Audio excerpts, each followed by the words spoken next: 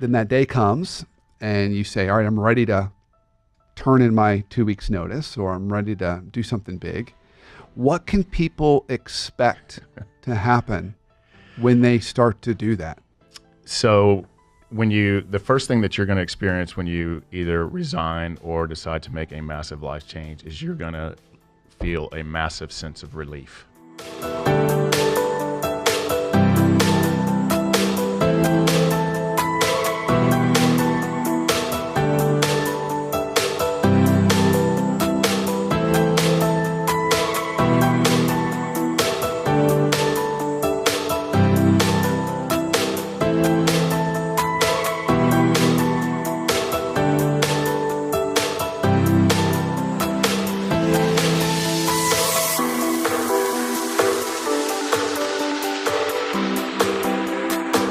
This is the Brandon Smith Show, and I'm your host, Brandon Smith, and the entire purpose of this show is one singular thing, and that is to help you live a life that much more free from dysfunction. And so in a continuation of our December series of getting you ready for 2019, we are going to be talking about how do you approach those big changes in life. So how do you know when you're in a season of change? How do you go about making that change? And to do that, I have a wonderful guest, Tommy Breedlove, today. Tommy, how are you? I'm doing amazing. Thank you for having me here. I'm thrilled to have you here. So you're not only a business and life coach, speaker, but you've got this amazing story about kind of what got you here. Yeah. And so I think this fits so well in our theme this month because we've had folks talk about ways to do this, ways to think about it. You've done it. Yeah, I did it. So I think it would be great to hear a little bit more about your story and then to just jam on that a little bit. Absolutely. And see where that goes. But before we do that, I would love to hear a little bit about kind of what you're up to today. Yep. And then let's go back in time and tell us about kind of what got you here. Yeah, today I work with a lot of entrepreneurs, executive men, management level guys on business and life. Really a holistic approach to helping them live a fulfilled life of significance without giving up their ambition or drive. And so it's a really, you can have your left and your right hand, right? You can actually have some happiness and fulfillment in life, but you can also be successful. Yeah. And so I work on a holistic approach and do a lot of public speaking around that too. So that's what I'm working on right now. So I love it. It fulfills me every single day. And you'll hear in the story, it just fell in my lap. I did not go into this world to be a business and life coach. It literally fell in my lap. So it was amazing. All right. Now you've really kind of whet my appetite. So why don't we go way back? So kind of walk us up to, you can go back as far as you want, but I would love to hear kind of what was that tipping point for you that ended up having you on this journey that you've been doing now? Absolutely. I'll start. I was a very angry young man from the south side of Atlanta, and ended up committing a crime when I was 18 years old. And I thought my life was over, and ended up being incarcerated my 19th birthday. Literally, your birthday? On my birthday, here I am in jail thinking my life is over. But luckily, some male mentors, it was misdemeanors, but male mentors appeared in my life for the first time and really helped me get back on track. So when I got out, I went straight to school. I was going to community college at night, working in a nuclear waste container factory, believe it or not, during the day, going to school at night, and ended up at the University of Georgia, which for me would have been like, hey, it's like going to Harvard, right? Yeah. So it's just such a different place than where I came from. But went from literally jail to Deloitte in 3 years, which was I think it still is one of the largest financial consulting public accounting firms in the world. Fast forward 15 years, I was a principal partner at a large financial consulting public accounting firm, but I was living a life of, think of Mad Men meets The Wolf of Wall Street, because I hadn't dealt with any of those wounds from long, long ago that we all have. We don't like talking about them, especially as men, but I didn't deal with any of that stuff. So the way that manifested itself was I was going to out-party you, I was going to outwork you, I was going to hustle you. I was the guy that said, "Ye who turns the lights off last wins." And it literally almost cost me everything at 36 years old. My marriage was crumbling. I literally woke up in a ditch. It almost cost me my life. And here I am, a partner. Here I've made it to the top of the game, right? So it literally cost me everything. So I went on this huge transformative journey to figure out who I was here and here. Not just all these masks and armor I was wearing as a business executive, but who was I? And really went on this spiritual, emotional, mental, you name it, physical journey I want to change myself. I want to hit the pause button there for a minute. So did you just have this realization on your own, or did somebody tap you on the shoulder and say, "Hey, Tommy, you gotta examine this stuff"? It literally happened, and I hope it doesn't require everyone to basically hit the bottom, but I was at the bottom. And I knew if I didn't change something, I didn't like what I felt, and I didn't like who I was. And I knew the only person that could change that was me. And I made a very courageous, very raw decision to just work on me. I made me my full-time job. And the results of what has happened in my life since that change, of really looking deep inside of who I am, what do I stand for, what my values, and living that, what's manifested itself in my career, my life, my family, my network has been off the charts. But I continue to this day spending 1 or 2 hours working on myself. But let me fast forward. So when I went on this journey, in that 3 years of when I was basically at the bottom, I went from principal in the firm to international practice leader to senior partner to elected to the board of directors at 39 of a very large firm.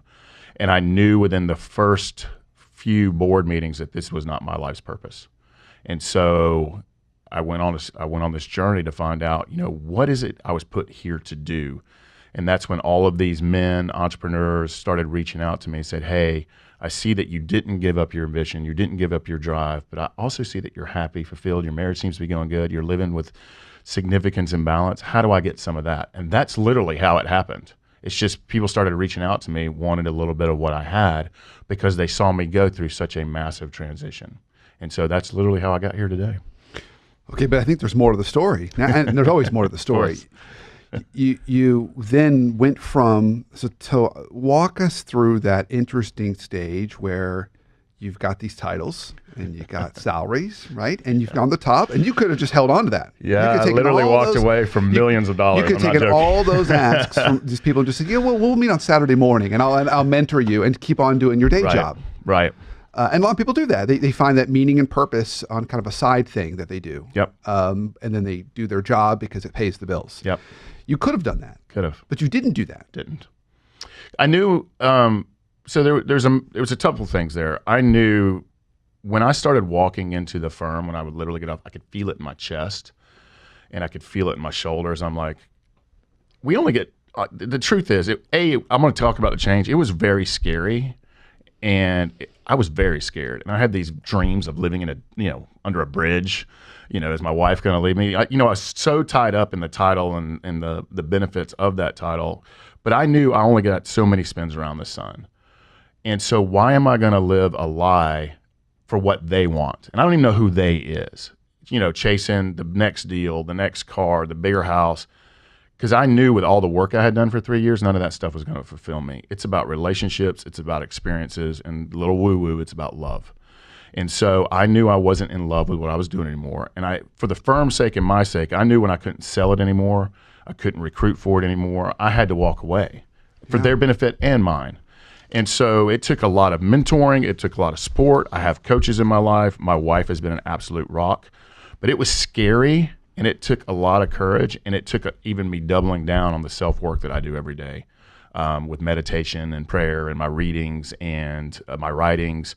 I had to double down on that, but I also had an amazing network to lean on, a group of mentors, mastermind members, and coaches that I could just lean on to help me get through this change.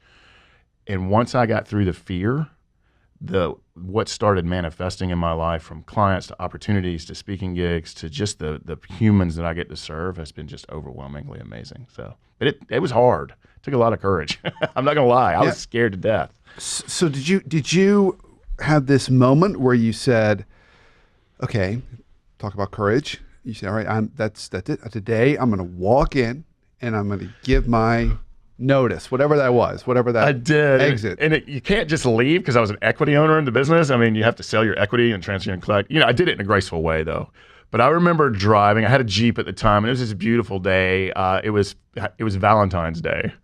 And I had just been talking about this, and it was time to take action because it was easy. Just the paycheck made it easy. The prestige made it easy. But I called my wife on Valentine's Day. I said, "Today's the day, babe. I'm going to quit." She goes, excuse me? I was like, no, I'm going to quit today. She goes, have you thought this through? I was like, I've totally thought it through. It's time. And I had just gotten done. I have an amazing life coach myself. Her name is Nancy Vito. I call her Saint Nancy. I just had this amazing jam session with her, and I was all in. And I went into one of my fellow senior partners, a member of the board, and he was his mentor for me for all these years. And I said, Richard, I'm going to quit. And his first word is, what? He thought I was joking. Is, oh, whatever, man. I was like, no, I'm going to leave. I've got to leave the firm. He says, you're crazy.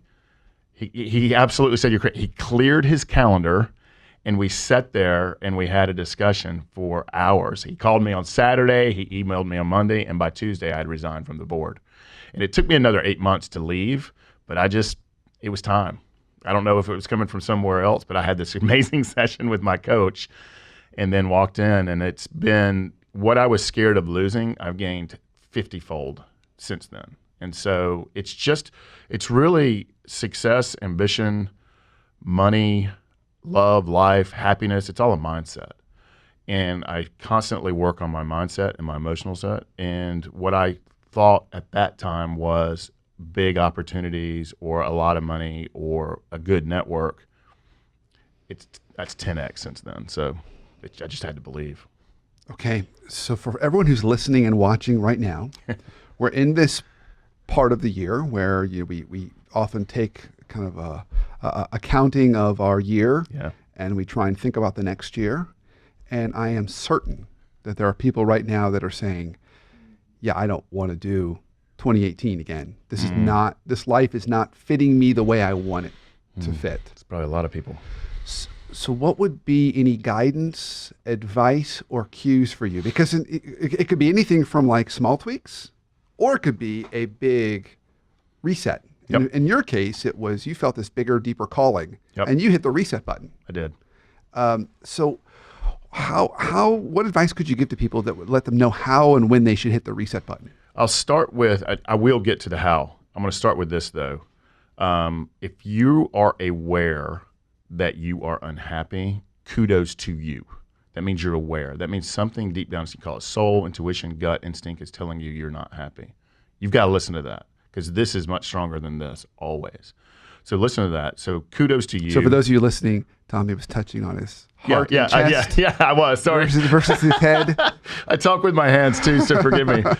So kudos for you for being aware of that. Here's the tough part, is you got to take action. But I want to talk about one more thing is, let me be very clear. The wonderful people filming this, yourself, me, we're all afraid. We're all scared. You're not alone in your insecurities, your fears. You're not alone. I want you to know, I want your audience, I want me to know that you're not alone. And we all wonder, what if they figure it out if we don't know, if they know, I don't know what I'm doing. Yeah. We all have that fear, right? I like that imposter syndrome. Yeah, all of us have that. But all of us have that insecurities too, of some degree of, am I good enough? All of us. So I want your audience to also know you're not alone in that. And that's such a relief, knowing that, hey, I'm not the only one who feels this, because we put on all this exterior nonsense. We really do.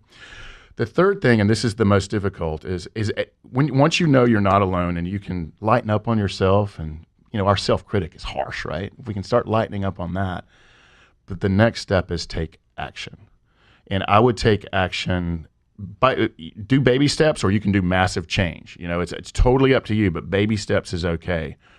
But start working on your mental and emotional state today, and that will pay dividends for you in your career, your relationships, your life. And I have many tools and tips for the mental and emotional state. It starts with, you could start a meditation practice. You could start with a gratitude practice. Gratitude works here and gets you in the present moment. So many of us don't have a gratitude practice. It could be in the shower, it could be in the car, it could be writing down. The toughest part is tell somebody you really care about how grateful you are. What that does is put you in a space of the present moment. You're not in the future thinking, planning, or thinking about the past. So a gratitude practice, a meditation practice, start reading. If there was any one thing I could recommend, start reading yesterday. Reading books, both from mindset to emotional set to business to careers to money. Do invest in yourself, because it's the hardest thing to invest in. But take baby steps and take simple actions, whether it's start going for a walk for a day, start reading that book, start writing down your business. And I do believe this, write down things. When you write them down, it gives them power. then other things, people see them, you see them, and it helps you hold yourself accountable to it. So those are, I could give you 1,000 tips. I'm going to stop talking now, but I'm really passionate about this stuff, as you can tell. And let me be clear, I do this for a living for others, but I have a coach.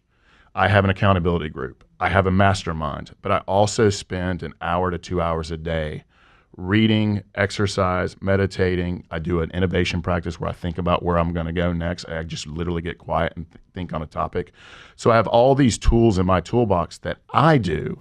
So I'm walking with you on this, but that I do this so that I then can go serve myself, my family, and ultimately my clients and audience. Yeah, I love that. So we're going to roll into break, but I would summarize everything you said in kind of this beautiful image of kind of packing your bags. Like you're preparing for the journey. That's it. Right? So there's this being aware that you're unhappy, Yeah. Knowing you're not alone, and then starting to do all those little things, practicing gratitude. Start one. Yeah. Just get your head in the right place. Indeed. And your heart. In your heart. Because we're about ready to do something big. Yeah. So when we come back after break, I'm going to talk to you about doing that something big. Yeah, I love it. Because I have a feeling taking that first step is hard, but it gets harder. Yeah. So stay tuned. When we come back after break, we're going to dive into that. I love it.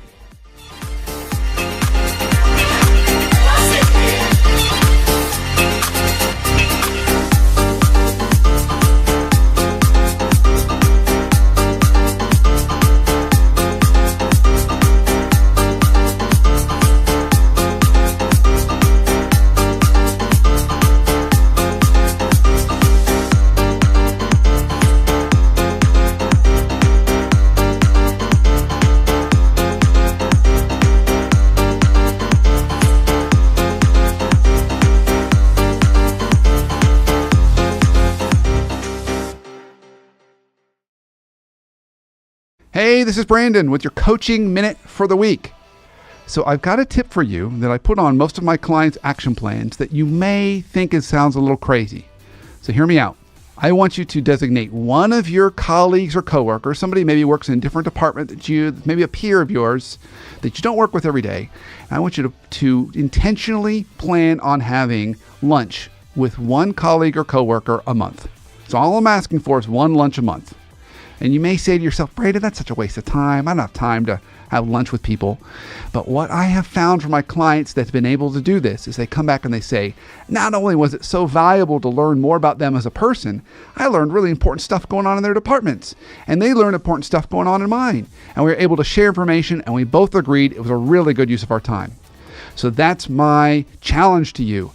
Designate a day of the month that you're willing to go out to lunch with a coworker. Go find one. Go out to lunch, and I promise you, you're going to be glad you did. It's going to help you be more productive, operate more efficiently and effectively, and strengthen some of those relationships that we all need. So that is your coaching minute for the week. Until next week, I can't wait to hear how it goes.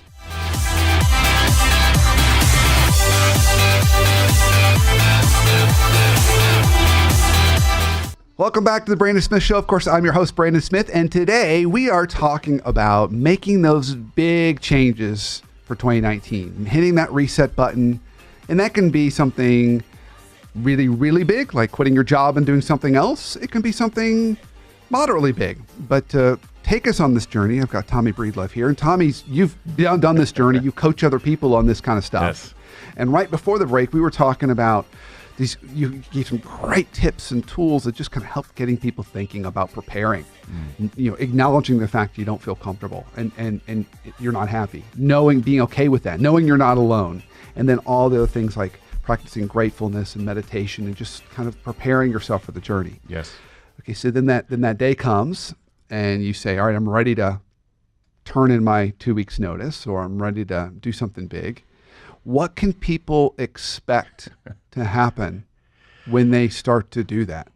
So the first thing that you're going to experience when you either resign or decide to make a massive life change is you're going to feel a massive sense of relief. It's going to feel like the world has come off on you. And then so a little bit of a high in many ways. A big high. You're like, woo! Yeah, it's literally like, I'm going streaking. Here we go. This is here. We're going to go do something crazy. So, and you're making, because you've taken you've taken great courage to make a change. Yeah. But get ready, within 24 or 48 hours, you're going to have this, oh, whatever moment. What have I done?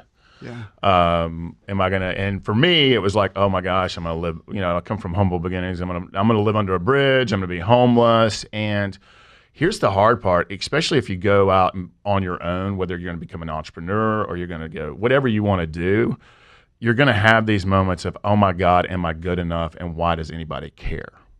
But we all have our stories. We all have our past. We've all had our triumphs and tragedies. And we all have what I call a zone of brilliance. Gay Hendricks in the book, The Big Leap, calls it a zone of genius. We all have them. We all have these God-given talents that we can use to make ourselves in this world a better place. So what you can expect, and it never stops. I'm 5 or 6 years down the road now, and the opportunities get bigger. The clients get better, the network gets bigger, but those insecurities, the fears, and I could be talking to one person or I could be talking to Toyota, that they come up, those demons of, oh God, well, do I have a booger in my nose? Am I good enough? Why does anybody care? All those things, those self-talk. No, thank you very much. Yes, that's really good. I'm glad. Yeah, but it's true, and we've got to realize, and to me, what helps me along this, because our self-critic, we can become our own worst enemies. I had this mentor one time tell me, don't judge me because that's my job, which is really true, right? But we all have that self-critic. And what helps me with that is I have a lot of people I can lean on. It begins and ends with my wife for me. She's just been a rock of unconditional love for 20-something years now. So it's been amazing for me. But I have this group of men that I can also call and get real, raw, and honest with. Is this just my nonsense? Is this my fears? Is this my insecurities? Do I really need to look at this and hold me accountable to making me move forward and through this? So to me, it begins and ends with also surrounding yourself with really positive, loving people who believe in you.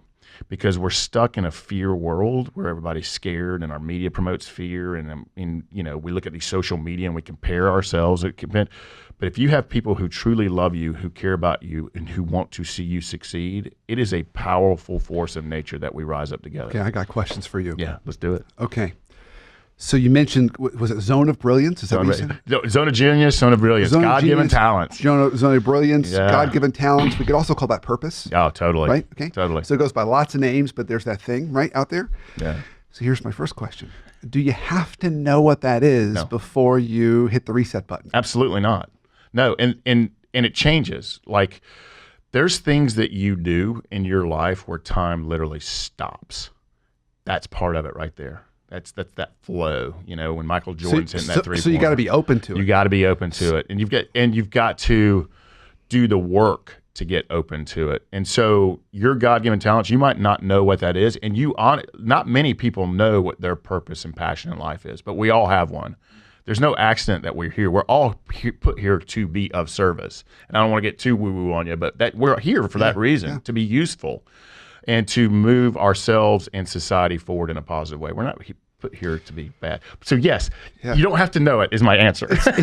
Okay, so it's a really good image, because I think some people would be listening to this. I might be listening to this saying, well, I got to know what that is before I got to have my plan figured out, right? before I go. And what I'm hearing you say is kind of trust your gut, trust your spirit, trust your soul, trust your heart. Go out there, but so powerful. And be open to it.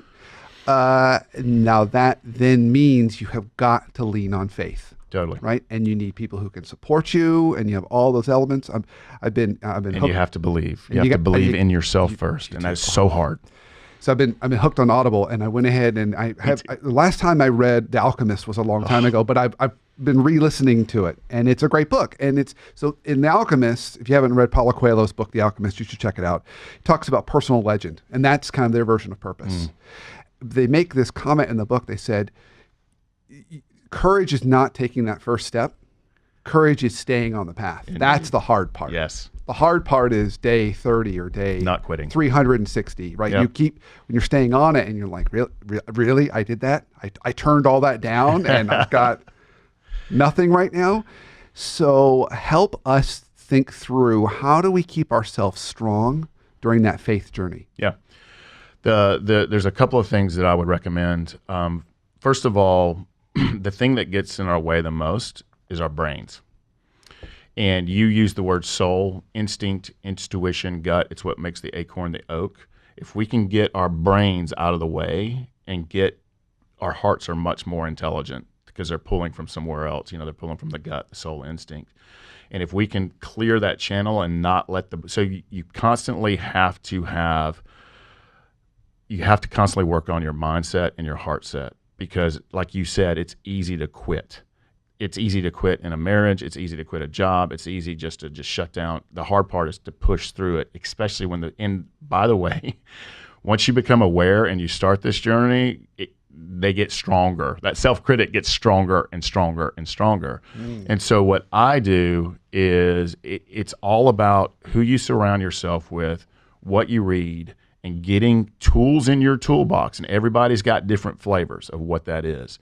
And get someone to help you find those tools, that when those insecurities or those fears get the strongest and you're like, I can't do this anymore, I can't take this anymore, you lean on those folks, you lean on that person, and you lean on those tools, because it's going to get harder and harder, and that naysayer is going to get stronger and stronger.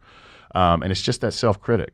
And I like to use this analogy. Once you start this journey, and here's what to expect too. This is a tough thing to hear sometimes, but it's the truth. Once you start on this journey of emotional, mental, and spiritual development, it's like climbing a mountain.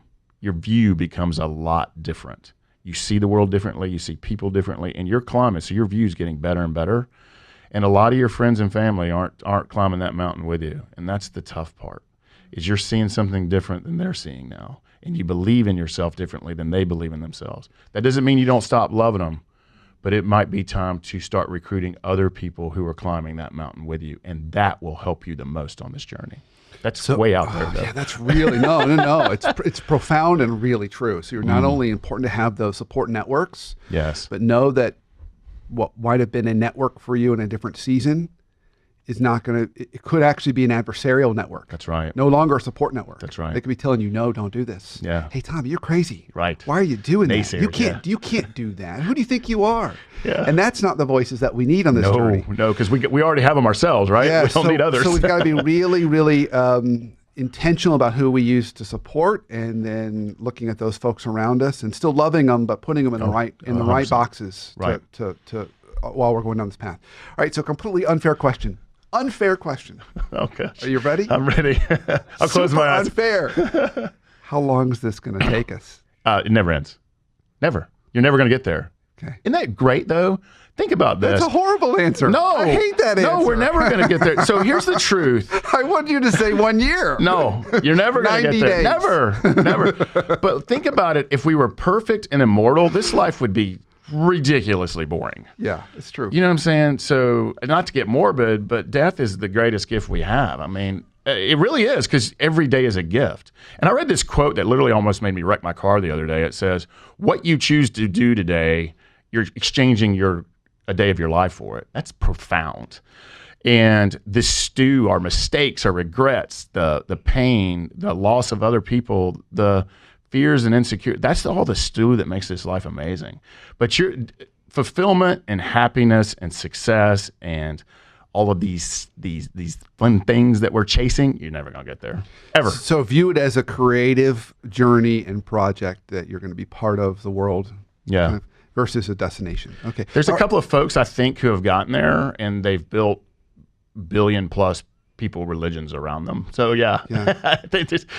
that's not very many people. So I love the fact that I know I'll never get there. I'll never, whatever you want to call it, whatever your particular thing is. But I love knowing that every day I get the chance to keep pushing forward. So how about another?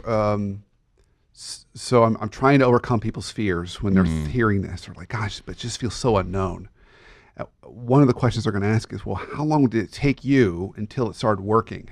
In other words, it was sustainable. It was this new chapter or path you were on. It worked enough to where you could sleep under a roof and feed yourself and all those. It kind of worked. Yeah. So I went all in, though. So that might not be a fair question to ask me. I was ready for massive change and massive overhaul. So I was literally drinking from a fire hose, self-development, mental work, emotional work, spiritual work. And the short answer is once you start the journey and you continue staying on that journey, it gets easier and easier. Some call it flow, some call it, it gets easier and easier. I can't give you a time frame. But I can also tell you those, again, and this is so powerful and profound for me to tell myself this, is I'm not alone when those fears and insecurities come up. I just got to keep moving forward. And that's the hardest part. And so there's no time frame because it does get easier. The success comes and money, and I'm going to talk about money for a second because we have to have it. Money is not only a system of strategies that you can take, whether it's financial worth or building net worth or how you run your business and operations efficiencies. We can talk about all that stuff, and I did it for 24 years. But it's also a mindset and a belief. And when you realize that I am worthy of money and there's enough for everyone, that's an abundance as opposed to I have to take it from you or I have to compete with you or I'm scared of it. It's just a tool. We've made it. Money's man-made. We've made it. It's like our economy. We've made it divine, but we made it. It's just how it's the result of doing good things for the right people. And so you have to work on your emotional and mental and belief system around money as well. Because I can give you all the tools in the world. The lottery winners are the biggest statistic, right? 99% of them go broke because they're not ready or think they're not worthy of having the money. So it's a mindset. So that the reason I brought that up is because the journey never ends, and I can't give you a specific time frame. But belief and faith are some of the strongest forces on earth, and they also need to be cultivated. It's like a martial art. It really is. This work of self-belief, self-love, and I am good enough, it's a martial art that we all have to practice. It's just like going to the gym. So it's something that you have to constantly work on as well. Yeah. So before we get into kind of the life hack question that I ask all my guests, do you have any kind of final tip or anything for listeners today that are sitting on this cliff of 2018, 2019, and they're looking down and they're saying, I think I'm ready for something different and maybe even something big? Yeah. Any starting place for them? Trust your gut. Okay. Trust your gut, and the starting place is to know that you're not alone. We all have our wounds. We all have our pasts. It's totally up to you. It's a choice, and choice is one of the true powers that we have, that we're given in this lifetime. Do I choose to move forward, or do I choose to accept my circumstances? Do I choose to choose positively, or choose? So make a choice to change, take action, and know you're not alone with all the nonsense noise. That's what I would say. Fantastic. So I hinted at this. I ask all my guests this question. One life hack for us today on how we can live a life that much more free from dysfunction, either personal, professional, anything's fair game. 3 things have really changed my life. I'm going to give you one of them since you asked for one life hack. We talked about it. Gratitude. Practice gratitude. It's in the love space. It's not in the fear space. It gets you right here, right now. It gets you believing what you have is enough. I have breath in my lungs. I get to do this interview today. I get to do this. Life is happening for me. I get to do this. Someone loves me, or I love myself. It could be something even simple. Start with a gratitude practice. And for me, what's even been a step 2 of that gratitude practice is constantly telling people how thankful you are that they're in your life to help bring you. It gets you present and it gets you in a love space. To me, it's been one of the most profound things, and I do it daily. Fantastic. Well, hey, Tommy, I'm thankful for you. Yeah, I hear you, brother. I'm thankful to be here. Thanks for your story. Thanks for kind of all your wisdom and advice. If people want to learn more about you or even get your book, where can they go? So the book's at publishing. I'm so excited about it. It's called Legendary. We finally found the right name, and it's really about it's a lot of what we're talking about and stories of people who've overcome, and my story, and the tools and tips and flavors that you can choose to make your life better. So I'm so proud of it. It's coming out in April, May. But if you want to get in touch with me, I respond. Sometimes it takes me 24, 48 hours to respond. But email me directly at tommy@tommybreedlove.com, or you can look me up on Instagram at Tommy Breedlove, or on Facebook. And Breedlove is just the way it sounds, right? It is, yeah. It's an easy name to find, but email me, tommy@tommybreedlove.com. I also would be happy to give you, I created this one-page document that people seem to dig. It's literally how I live my life. It's my life of significance plan. and I'll just give it to you and make one of your own, whatever works for you. It's a really cool thing. I went to an advertising firm, and I'll stop talking. And they literally had it hanging on their wall the other day. I was like, that's pretty cool when you see your life hanging on someone else's walls. It's kind of cool. So, yeah, I'd be more than happy to send that to you, too. Nice. Fantastic. Thank you. Oh, Thank you. thank Awesome. you. And thank you for listening and watching. Yes. Continue to keep up the fight against dysfunction, and catch the next show on Sunday at 7:30 p.m. And you can catch it on iTunes, thebrandonsmithshow.com, and live on facebook.com/Brandon Smith WPT for Workplace Therapist. Of course, check out theworkplacetherapist.com for more past shows, blog posts, and other resources for you. And if you've enjoyed today's show, and we certainly hope you have, please rate, review, and subscribe on iTunes. So until the next show and the next time we connect, have a great week and an awesome life.